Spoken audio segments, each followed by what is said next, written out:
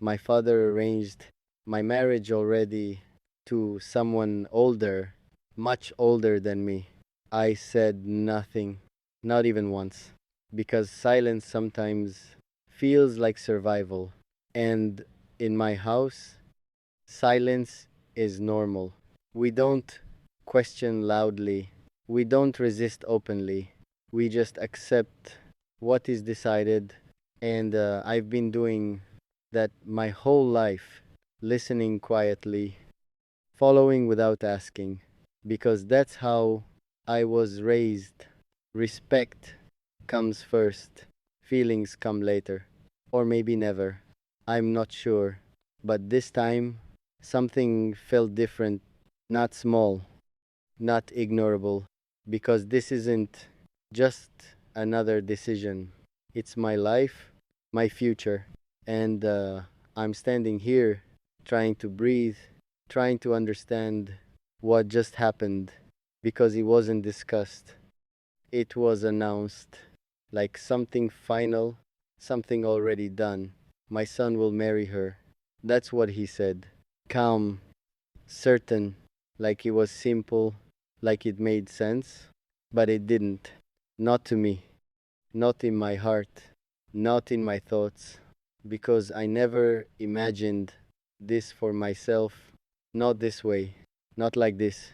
And I feel trapped without moving, held by expectations, held by fear, because saying no isn't easy.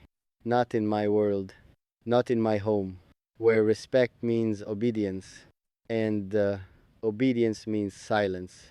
And I've been silent for too long, but now it hurts more than before, because this decision touches everything, not just my days, but my identity, who I become, who I live with, who I wake up beside every single day. And I don't know her, not really. I've seen her once from a distance. No conversation, no connection, just a name, just a face. And now, suddenly, she's my future, and I'm supposed to accept without question, without hesitation, without feeling, but I do feel more than I show. Confusion, frustration, and something deeper, something harder, like I'm losing control of my own life, and I don't know how to fight that.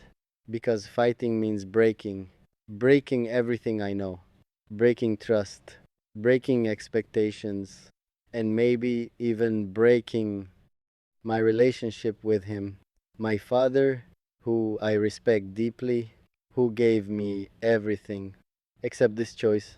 And I understand him at least partly. He believes he's right. He believes this is good, that this is stability, that this is security, that this is life, the way it should be. And maybe in his world it is, but in mine it feels different.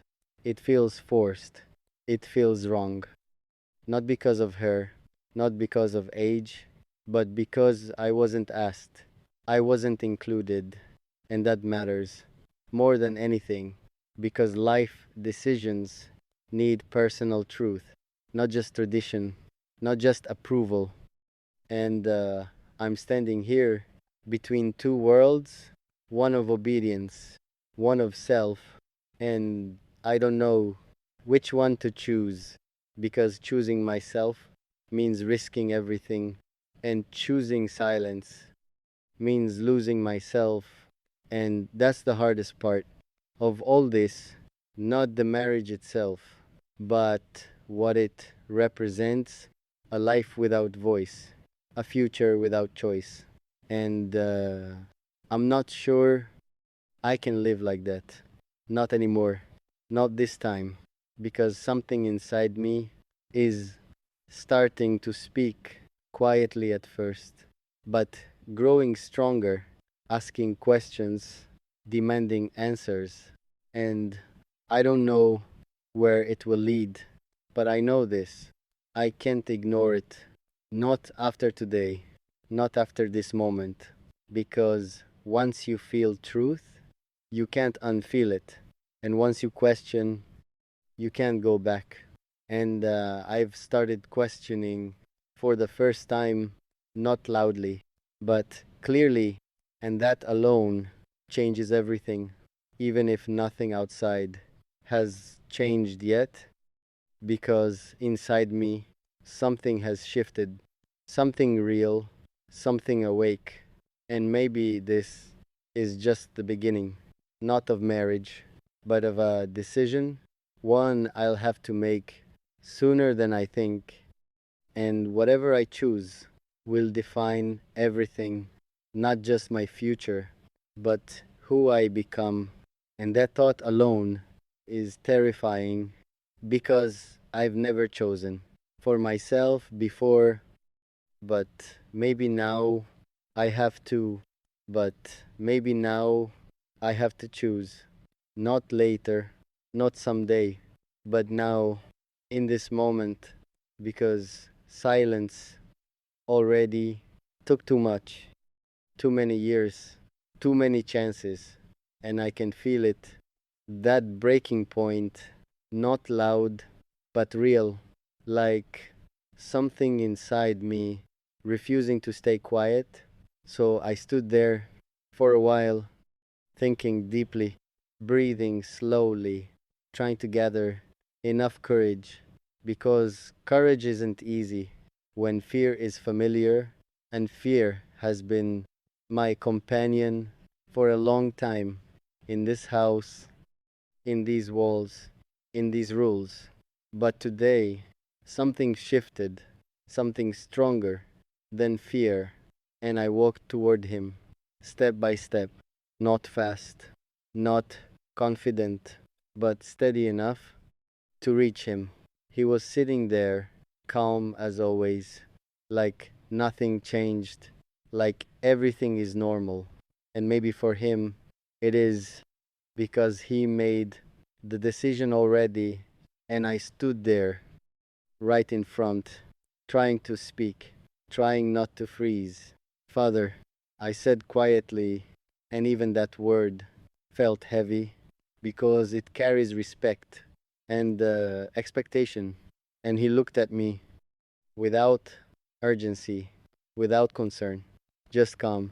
Yes, he responded simply. And that moment felt longer because I knew what comes next will change everything. Between us, I need to talk.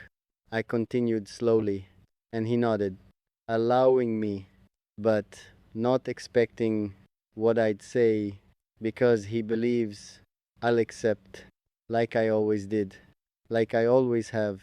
But today is different, completely different. I can't do this. I finally said, not loudly, but clearly, and silence followed, heavy, immediate, not confusion, but surprise, because those words don't belong to me, not in his mind, not in this house. And I saw it in his eyes, that small shift, that disbelief. What do you mean? He asked firmly, and his tone changed, slightly colder, because now it's real. Now it's resistance. I'm not ready. I explained softly, trying to stay respectful, trying to stay calm. I don't know her. I added carefully, and this isn't my choice. And those words cut deeper because truth often does when it's honest, and he didn't respond right away, just looked at me longer than usual, like measuring me, like understanding me, or maybe judging. I couldn't tell. This is for you, he finally said, with experience, with wisdom. And I understood him. I really did. Because in his world, this is love, this is care, this is protection. But for me, it feels different. It feels controlled. It feels forced. I respect you, I said quietly, and I understand, but I can't accept this for my life. And that moment changed everything. Not dramatically, but deeply, because now it's clear there's a divide between what he wants and what I need, and that's hard for both of us because respect doesn't disappear, but agreement does. Sometimes you're making a mistake, he said firmly, and maybe he's right in his own way, but this is my life, my path, and I have to live with this decision, not him, not anyone else. And I stood there, holding my ground, not aggressively, but firmly, because this is new. For me, standing for myself, speaking my truth, and it feels strange, but also right. Like something inside me finally aligned. I need time. I added gently, not rejecting everything, but asking space because clarity matters. Before commitment and silence returned between us, not peaceful, but not broken, just different, just uncertain. And I don't know what happens next. Maybe he accepts, maybe he doesn't, maybe things change, maybe they don't. But one thing is clear now more than ever. I spoke my truth for the first time, and that alone changes everything. Not outside immediately, but inside me. And maybe that's where change begins quietly, but powerfully, because choosing yourself is never easy, but sometimes necessary for survival, for peace, for identity, and I don't know where this leads, but I know this: I won't go back. Not to silence, not to fear, because once you speak, you can't unspeak. And once you choose, you can pretend. And I've chosen to be real, even if it costs, even if it hurts, because living a lie costs more in the long run, in the soul, and I won't lose myself. Not like that. Not anymore. Sometimes obedience breaks your own voice, and sometimes one decision changes your whole life. Today, I chose myself